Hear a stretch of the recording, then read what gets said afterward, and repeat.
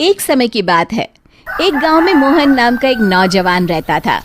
मोहन का शरीर गठीला और बहुत सुंदर था। मोहन रोज सुबह शहर में काम करने जाता और फिर शाम को अपने गांव लौट आता। गांव और शहर के बीच में एक जंगल पड़ता था। उस जंगल में एक चुड़ैल रहती थी। वो रोज मोहन को जंगल से आते जाते देखती थी। फिर कुछ समय बाद मोहन की शादी राधा नाम की एक बहुत ही सुंदर लड़की से हो जाती है।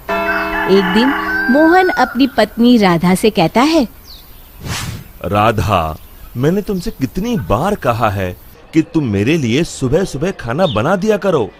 मैं रोज काम पर देरी से पहुंचता हूँ। मैं क्या करूँ जी, सारा दिन घर के काम करके मैं तो थक जाती हूँ, इसलिए मुझसे सुबह जल्दी नहीं उठा जाता।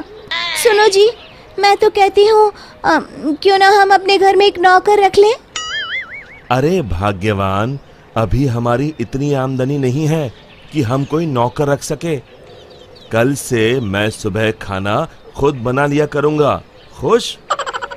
इतना कहकर मोहन घर से चला जाता है। फिर अगले दिन से मोहन रोज सुबह जल्दी उठकर अपने लिए खाना बनाने लगता है।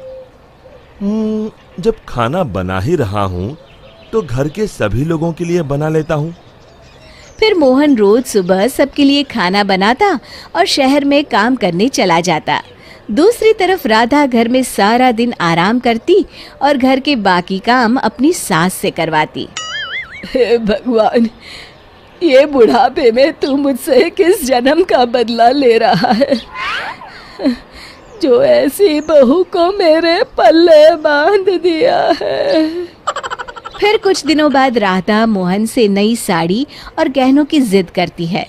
मोहन उसे समझाने की कोशिश करता है कि वो अभी ये सब खरीदने में असमर्थ है, लेकिन राधा नहीं मानती और राधा के रोज रोज के नखरों से तंग आकर मोहन गुस्से में घर से निकल जाता है। कब वो जंगल में पहुंच जाता है उसे भी पता नहीं चलता।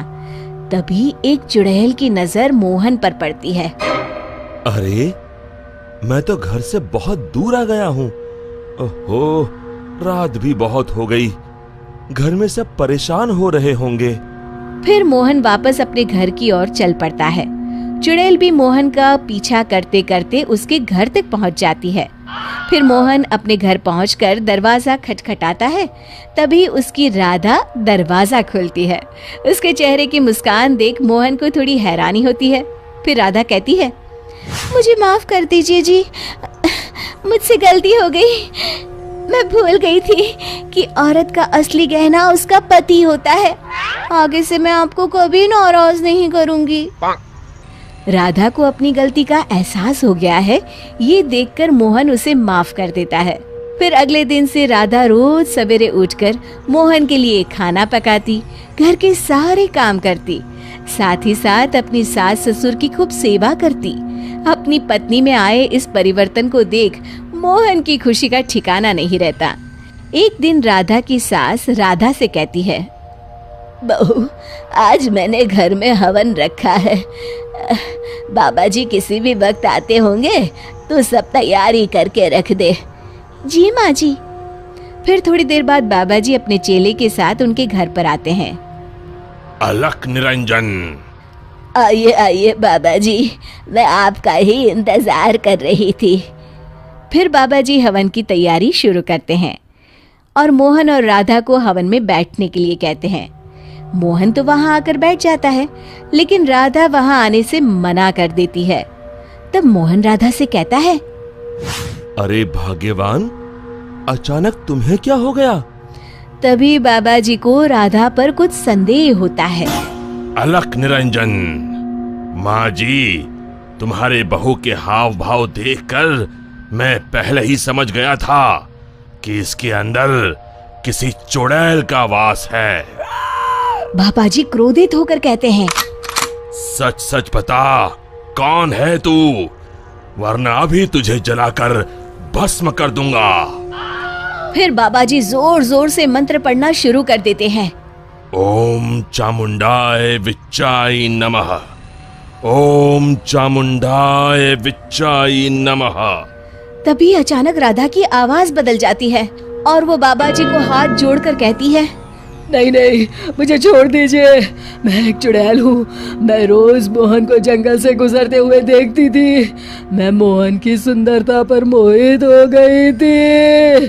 फिर मैंने देखा कि राधा मोहन और अपने सास ससुर को दिन रात परेशान करती है। और एक दिन मौका पाकर मैंने राधा के शरीर में प्रवेश कर लिया।